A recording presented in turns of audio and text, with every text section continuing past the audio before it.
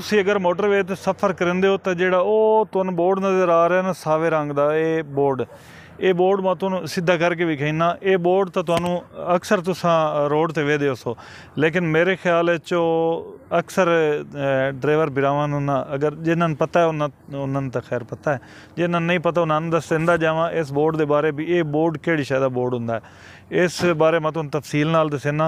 Camera मैं उदे सीधा कर लई, फ्रंट कैमरे नाल वीडियो बनदी पई ते ये पुट्ठी रीडिंग इहदी आंदी पई। कैमरा उदे करके तेरी सारी मैं तुहानूं गल दस्सना भी ये बोर्ड क्यों लगा होया हुंदा है, ये सानूं की दस्सदा और सानूं इहदी समझ साडी वास्ते ये हैल्पफुल किवें साबित हो सकदा ते इहदा जानना क्यों ज़रूरी है। ये सारा कुछ इस वीडियो दे मैं तुहानूं दस्सना। वीडियो पूरी वेखनी इंशाअल्लाह तुहानूं फायदा होसी। लिखिया होया लोकेशन तो बाद लिखिया होया 148 यानी 148, थले लिखे हुए M4 नॉर्थ, उस तो थले काल 103 148 लिखे हुए। दोस्तों ये होंगी लोकेशन। असी इस टाइम खलोते M4 ते M4 है जी मुल्तान तो पिंडी भट्टियां जा रही है, इस सदेंदे M4 ये लोकेशन हिकला शुरू होंगी है दोस्तों तो पिंडी भट्टियां ते मेरे ख्याल जाके मुकदी है कमो बेश 299 या 90 ते। ठीक है, ये एक बोर्ड एक साइड वाल होंदा है, दूआ बोर्ड दूई साइड वाल होंदा है। यानी एक साइड वाल तुसीं जा रहे हो तो हर 2 किलोमीटर बाद ये तुहानूं बोर्ड नज़र आउंदा है, मुख्तलिफ लोकेशन होंदी। यानी हिकला शुरू होंदा है ये 148, इस तो अगला जिहड़ा बोर्ड उसी 150 दा, उस तो अगला जिहड़ा उसी 152, उस तो अगला जिहड़ा उसी 154। पिंडी भट्टियां तक M4 है, इहदी अलग लोकेशन है, M3 की अलग लोकेशन है, M1 की अलग लोकेशन है, M2 की अलग लोकेशन है।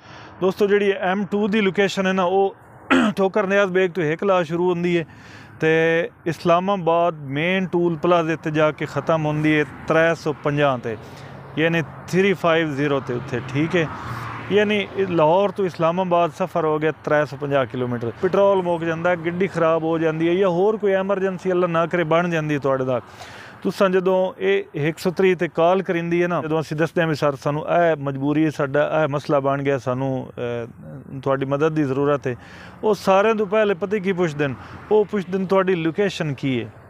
तो ये दोस्तों होंदी साडी लोकेशन।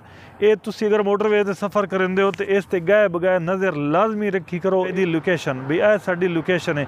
जदों तुसीं उन्हां नूं दस्सो ना भी ए साडी लोकेशन है, उसे टाइम जिहड़ा ना उन्हां नूं पता लग जासी गड्डी फलानी जा ते खलोती, इन्हां दी लोकेशन है, वो जल्दी तुहाडी मदद वास्ते आ जासे।